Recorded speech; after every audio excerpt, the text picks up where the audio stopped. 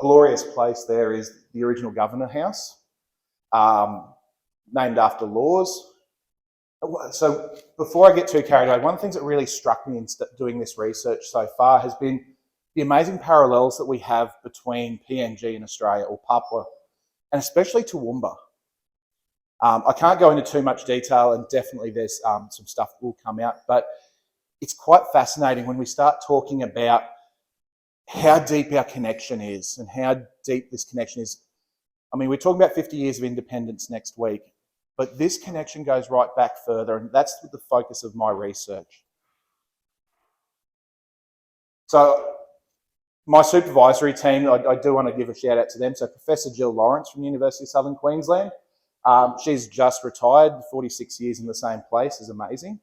Dr. Lindsay Helwig, who is also a historian. She's a fantastic sounding board. I'm driving her absolutely mad at the moment when she does my work hours. And Professor Simon Young from the law school. I know as a historian, it's often hard to go to the dark side, but it's great to have lawyers on your side sometimes. Oh, look, yin yang, you know. So to contextualise my research is that Papua is both geographically and spiritually Australia's nearest neighbour. We can talk all about the special relationship with New Zealand. We can talk about our defence friendships and the importance of Indonesia. But in reality, Papua New Guinea has always been our most closely intertwined. And we can take numbers from wherever. We can talk pre-independence, we can talk post-independence, or we can talk the 20,000 or so years of archaeological evidence that we have of trade across the Torres Strait. The challenge that we have as a country right now is actually acknowledging the fact of that depth. I actually have written a conversation article, yet blatant self-promotion right now, that hopefully will be published sometime this week, hopefully, that looks at how deep that connection is. Now, we all talk about Kokoda, for example. Now, Kokoda is vital, but we forget that our first military conflict as a federated nation was 1914 when we invaded and captured Rabaul in the Battle of Bitapaka. We forget that the first land defeat against the Japanese wasn't Kokoda, but it's Milne Bay, where men from Toowoomba and the Darling Downs stood up and managed to check a force and managed to basically save Port Moresby. I know it's a bit revisionist, but you know, we get there. So, our deepest and most irrevocable link is due to this legacy of colonialism from the 1800s. So, to give you the real précis of what we're talking about, 1880s come and Queensland decides to become a colonial power. Now, there's some really great research out there. William Kennedy, for example, has written a fantastic book looking at Australia as a colonial power. But when you strike gold and when you're really ambitious, you can kind of do things.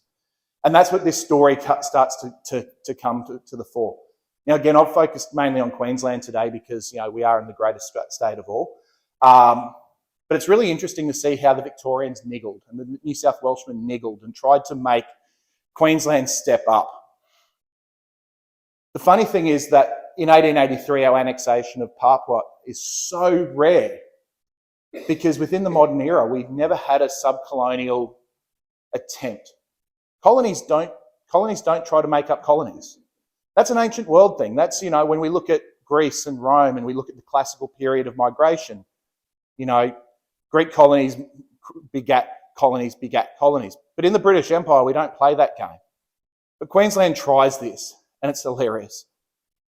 What I've looked at in my research is developing an idea called protective colonialism.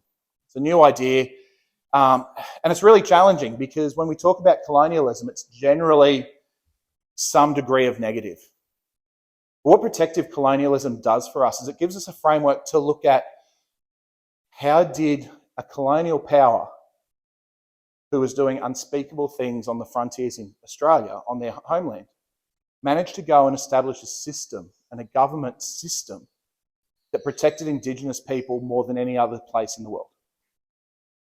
It's a real weird dichotomy for me because, you know, on one hand, you know, if I look at my family history and I can talk about, you know, my grandmother who was born in the 1920s being just white enough to have to run away from Cunnamulla lest she be taken away.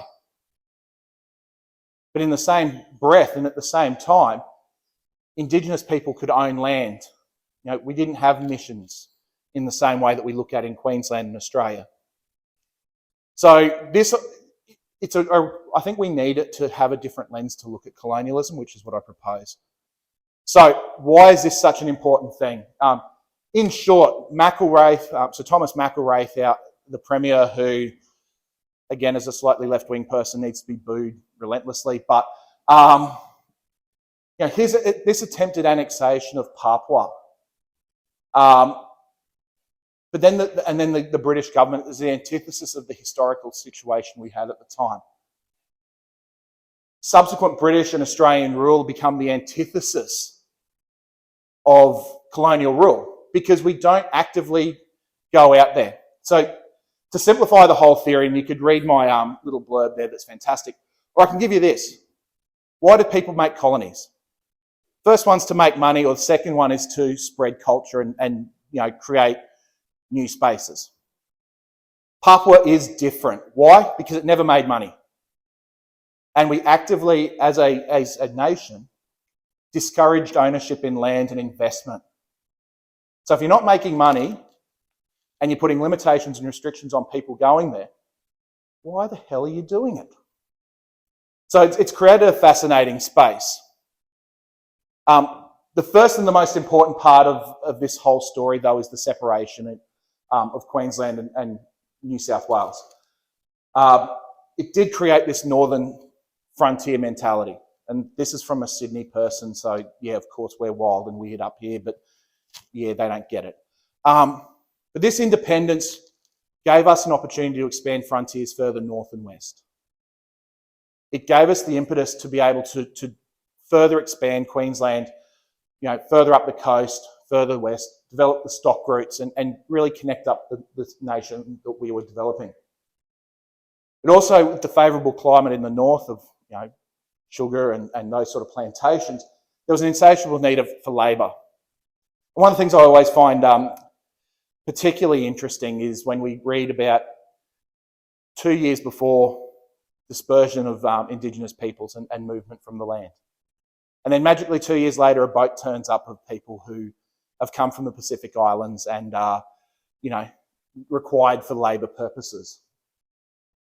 But the goldfields in Palmer River and in Gympie economically save Queensland, but unfortunately lead to further labour shortages. We've got to remember too that this is a period where white people couldn't live in the north. You read newspaper source after newspaper source and you're told white people are not suited for the labour of the fields. So, interesting times. How do we look at fixing that gap? We talk about blackbirding firstly, and that's our first real contact as a state into the Pacific. The first blackbirded individuals arrive in 1863 in Logan to work the cotton fields by Robert Towns. Now, this is not a platform for me to sit here and talk about renaming places and things like that, though I think we do need, as a state, to acknowledge that this happened. I think we're getting better with it. I certainly think, the discoveries of cemeteries and the like around Maryborough and the archaeology we're finding. But we do have to acknowledge that we have towns that are named after people who traded in unfair labour practices, to be really polite and diplomatic. We look at the 1860s, so indentured labour flourishes, especially in the sugar industry. I found a really fun source I really should have brought in that talked about there were 10 blackbirded individuals from the New Hebrides brought to Toowoomba and found it unfavourable. It was dated in June. If you've been to Toowoomba in June, if you're from anything north of the Tropic of Capricorn, that place is going to kill you. And that was actually one of the barriers when they got that report for blackbirded labour to be expanded into the Downs. In 1868, we have the Polynesian Labourers Act as an attempt to regulate the industry, but it's ineffectual because we still have deception and death. The legal protections, both in recruitment, was woeful at best. Instances of rape and murder were not uncommon. In fact, penalties were so leniently enforced. According to the Darling Downs Gazette, a person could commit an offence against Kanaka this week and then next week buy a new one. When you read that sort of stuff in a newspaper, you're just going, it's heart-rending, it's wrenching. Future Queensland Premier, Robert Philp, was directly involved in bringing Burns Philp into this blackbirding trade, reluctantly against Burns's belief. The profits later funded his political career, but brought him to the attention of Sir Samuel Griffith, which creates one of those great political, disputes in Queensland. But there wasn't a real demand for Papua. This is a land that can grow anything. If anyone here has lived there, you can basically scratch the ground, put a potato in, and 3 weeks later you've got the best crop of potatoes you'll ever have. Of course, we didn't know the Highlands existed. And again, one of those lovely, funny Toowoomba links that I always think about is the first white man to go into the Highlands that have documents is from Toowoomba. Is it an argument that Toowoomba is the greatest place in Queensland? No, but it's awfully close. Oh, look, you say cold. I look at this and think this is gross. If I wanted to live like this, I'd live in Cairns. But the mining, so there's two strands to this, and there's a really great PNG historian at the moment. He's actually a geologist. Forgotten James's last name, but I can get that out there for people. Who looks at the pattern of migration from basically the Victorian goldfields up into New Guinea. And over the course of 45 years, you see one gold strike ends, the next one, the next one, the next one. They left Gympie, they started looking for gold, they get to Palmer River, that starts to peter out, so they go to Samurai, they go to Kokoda, they go to Yotta. So this migration starts trickling to a place that has no control. It's outside of the colonial structures. But there was this massive interest in setting up plantations because the labour was there, the land was there, the water was there, everything was there to make this work. There's also a defensive consideration, and we all know the stories of, the Yellow Perils or the invasions from the Russians and things like that. Scratchley's forts that he built, like Lytton. This defensive consideration was there, and this is where protective colonialism actually got its start with my theory. One of the initial ideas was that if we set up Papua, we've got early warning systems to if the Germans or if the Russians were to roll south, we've got time to deal with them. And again, that theory was completely untested until the 1940s when we have Japan invade. So, and again, I was at a conference earlier this year and I brought up a point in this space. Queensland actually pioneers federation. Don't listen to the New South Welshmen, don't listen to Victorians. Our actions in Papua are actually completely central to moves to make federation happen.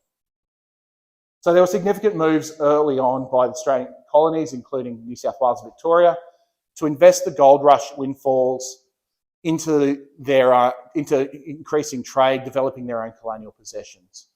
There were some crackpot outsiders, especially in Victoria, that actually talk about this idea of a mare nostrum of Victoria, which, it's for a colonial entity that's barely 50 years old to be speaking in such ways is kind of indicative of a hubris we don't really see elsewhere.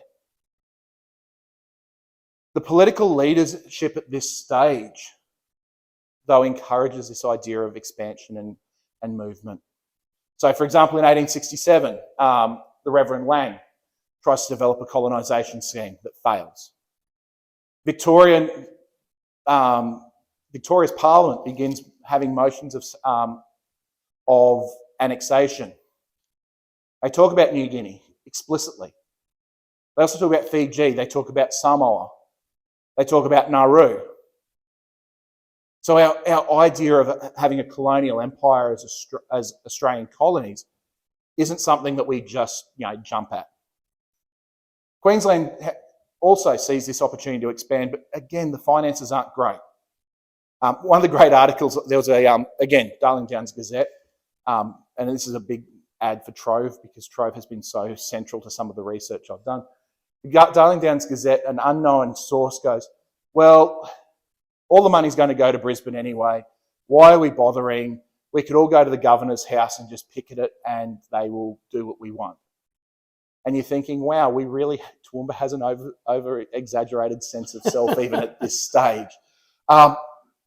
And there's a later one from 1918 where a little snarky letter to the editor is basically, why are we still spending all this money in Papua when we haven't even finished our parliament in Brisbane yet? And I'm like, pompous, but fair, you know. And funnily enough, you know, I've published a paper on this topic. The newspapers in Papua in 1918, if you scratch Papua out, it wouldn't be much different to some of the newspapers we have today. Same issues, same vitriol, it's beautiful. Britain had claimed Fiji though, and we have a model that starts to establish. Fiji was one of the later colonies of the British Empire. We've claimed Fiji under the auspices of Victoria saying you need to do that. And it was fantastic, great idea. But Britain didn't want to pay. So as part of this condominium agreement that's established, New South Wales and Victoria are told, hey, we'll take Fiji. We'll run it, we'll pick the administrators, but you've got to pay. And they didn't have a problem with that. And that's going to establish a model that we're going to look at for Papua. But Queensland always takes the initiative. So, you know, this is Somerset. You know, as Graham would understand, this is the centre of white settlement in the north. So Governor Bowen encourages the annexation of New Guinea as part of Queensland's separation. One of the first things he said about is, well, we've separated, it's free land. Why don't we get amongst it? That isn't popular at this stage because Queensland's still trying to work out how they're going to pay for everything. And there's a predominant theme we start to see, especially from the graziers and the squatters from out, you know, on the Darling Downs of, well, why would we bother with that when we've got all this dirt to deal with right now? So the plan sort of sits on the back burner as far as an idea in Australia is concerned. But we continue to grow.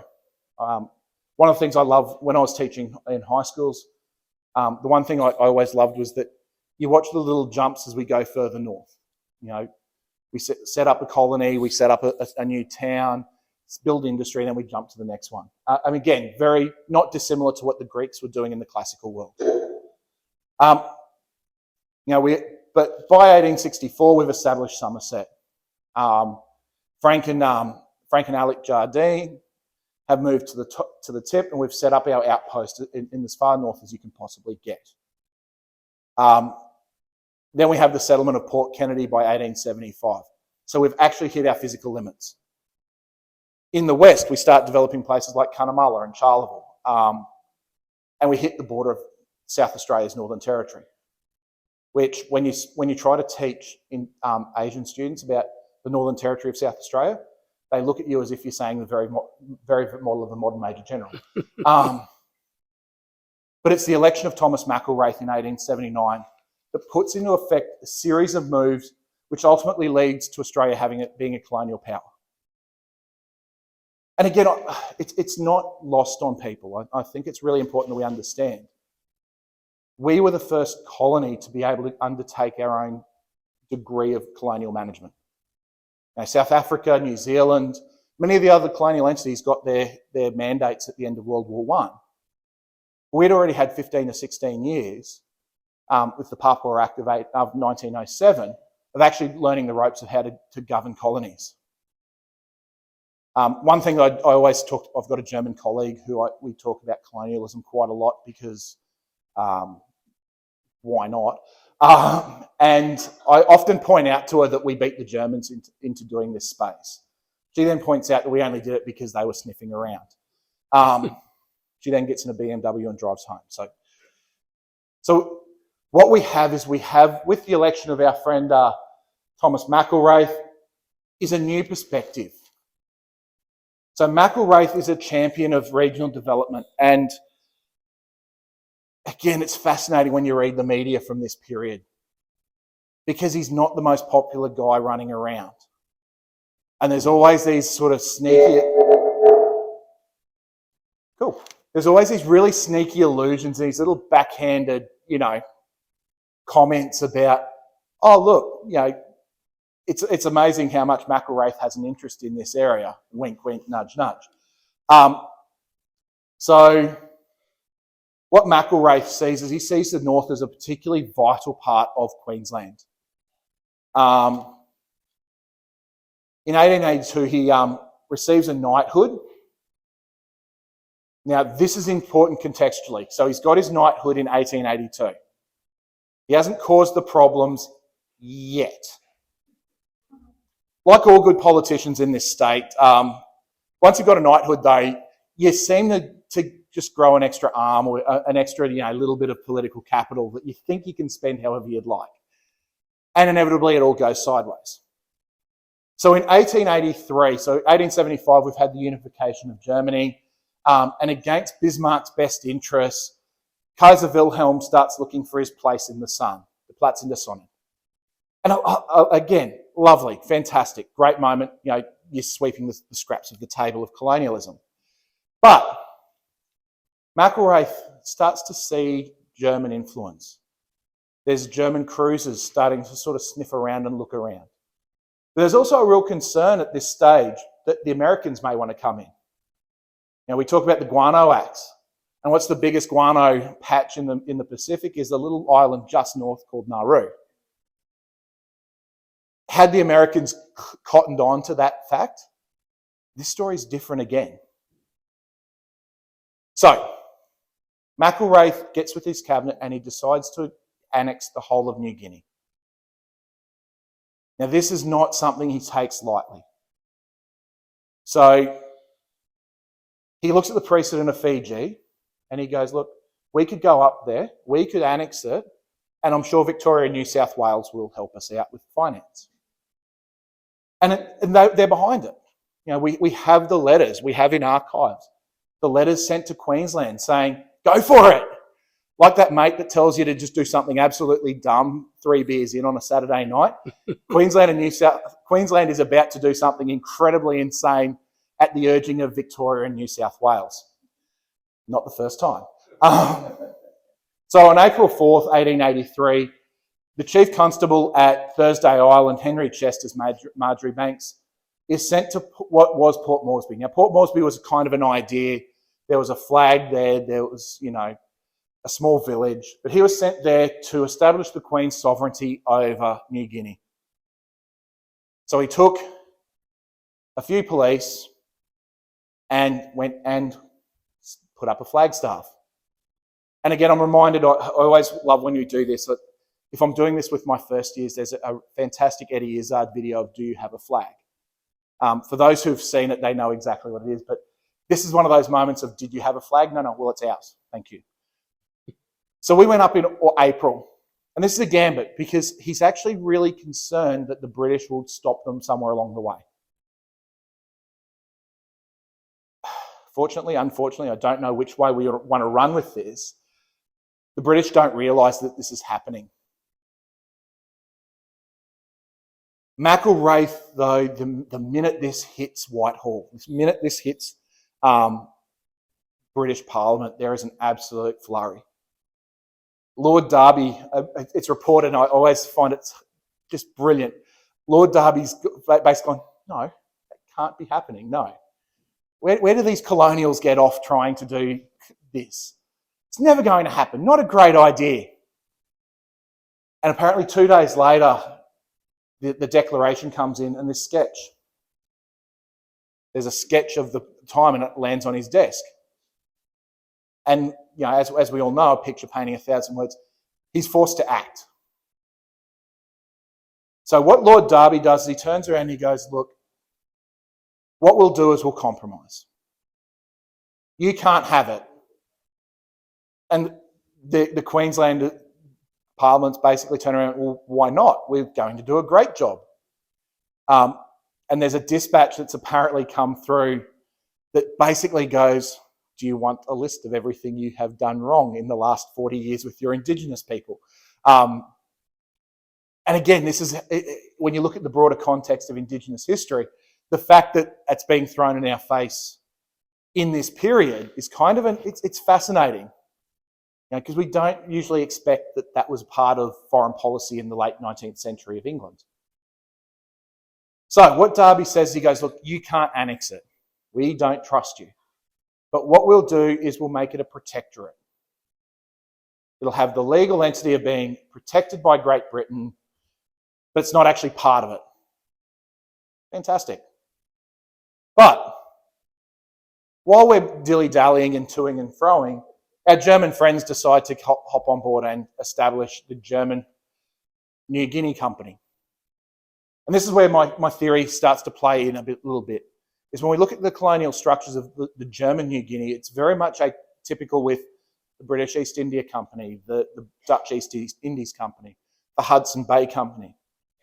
Because what the Germans do is the Germans establish the Deutsches New Guinea Company. They sell shares, and their goal is to go and establish a colony that will provide the natural resources for German growth. So in 1883, they're basically, the German newspapers are saying, hey, we've all forgotten the Pacific. We could go and get Pacific colonies. We'll have our place in the sun, both metaphorically and physically. The opportunity to get things like copra and the foods and this sort of stuff, it's too good. And they agitate for this. So in 1884, we got the New Guinea Company. That's not my poor spelling. It's actually how it's spelled. To establish colonies across the Pacific.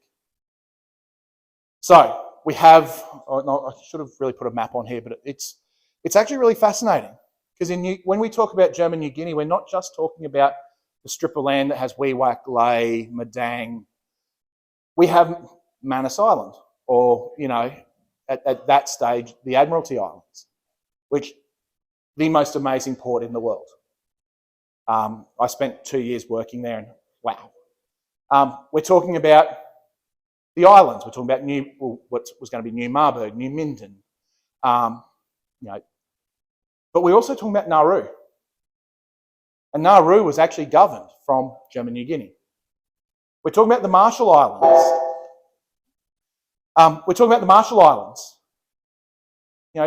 Hugging the equator. These were part of German New Guinea. So the Germans see this opportunity to go in and basically capture what they can.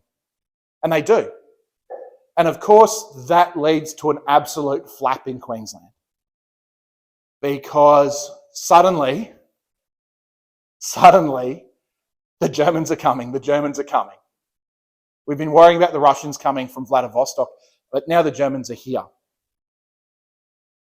So, our friends in Britain turn around, and McIlwraith turns around and calls it the most treacherous, the grossest piece of treachery of the English. Had he lived 50 years in advance, I'm sure he'd be talking about that, about cricket. He'd be talking about it, literally everything. But, we're quite fortunate in that space. So Britain, what happens at the end of 1883, and this is where Queensland is so important to the Federation story, and don't let anyone ever tell you otherwise. There were two issues and New Guinea was the major issue. So Queensland turns around and goes, we need to have a federal council and we need to establish an intercolonial Congress. So November and December 1883, Parkes, all of these great leaders meet in Sydney and start thrashing out the idea of federation. And in that idea of federation, they're inviting Fiji. They're inviting New Zealand. They're really cynical about the Western Australians, and I think we all should still be. You can't be that far from everything else and not, But this idea of federation isn't born from a speech at Tenterfield that, Parkes might have missed his train or blah, blah, blah. It comes from Queensland's gambit at trying to become a colonial power. We don't give that enough credence. And this is going to come out in the Conversation article if they don't edit it out. The Federation isn't some lovely, we're all friends, we should get together. It was, no, let's stick it up the English because they didn't let us do what we wanted. It's actually a retaliation and not an organic growth of understanding that we are all Australians.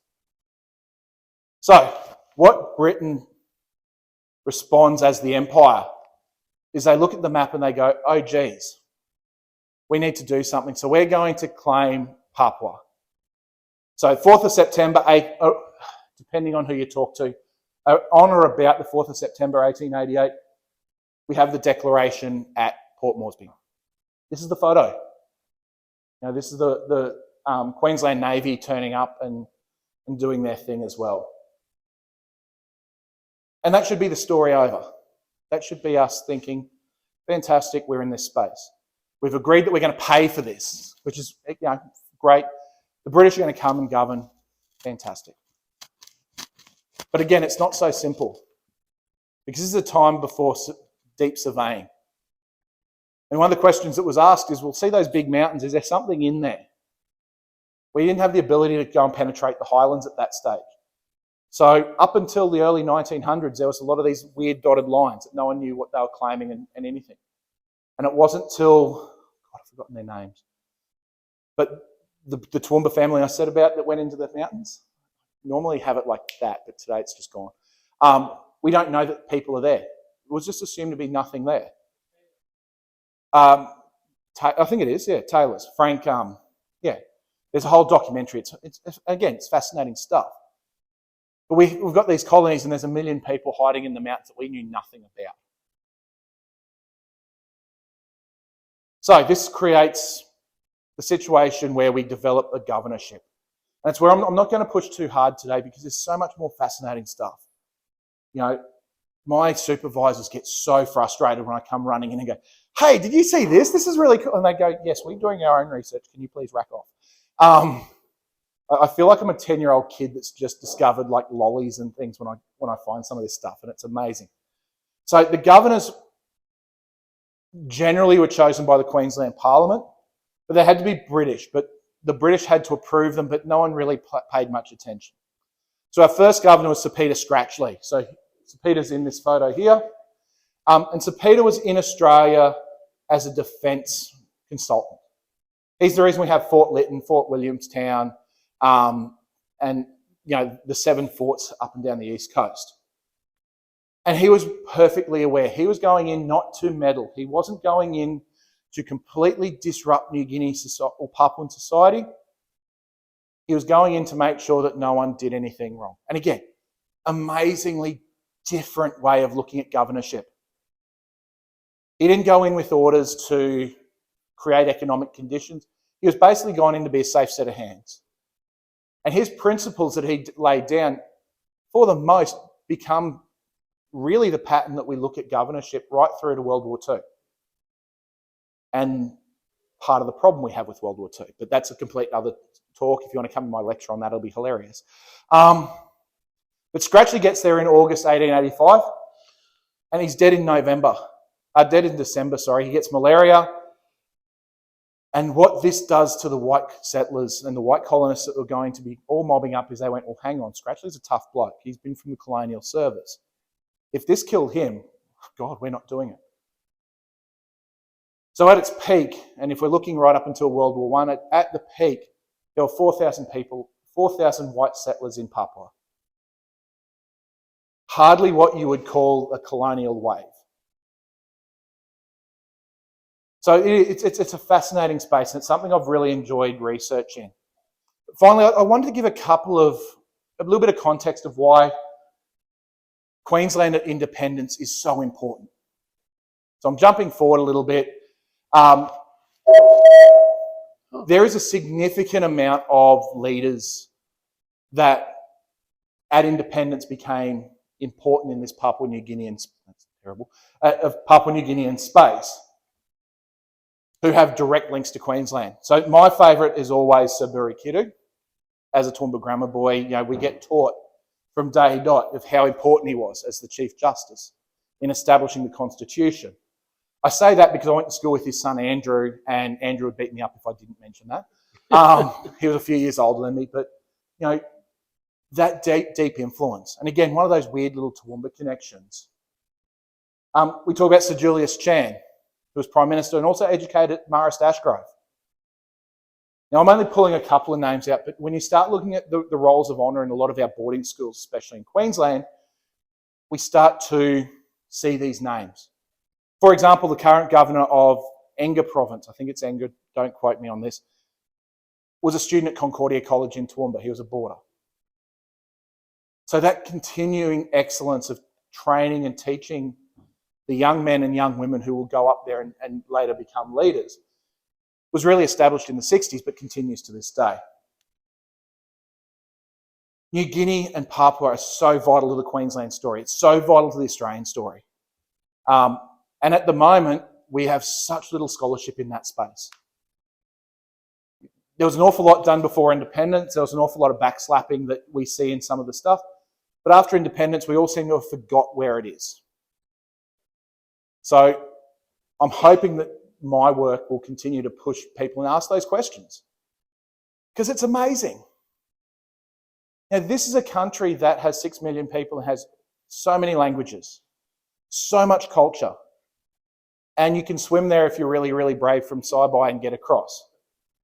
I mean, crocodiles are, I'm not, it's a nation that we need to re-engage with as a nation for our defence, for our economic purposes, but also to reinforce that cultural link that's developed, for 150 years. As I said, I grew up in Gatton. I grew up on Law's campus, where Governor Murray was Vice-Chancellor of that university before he became the Governor of New Guinea. So our roots with that nation are deep, and they're old. And we need to really foster that moving through the 21st century to hopefully see the positivity that both nations can do for each other. Thank you to Mas, looking you behind him. Thank you, and yeah.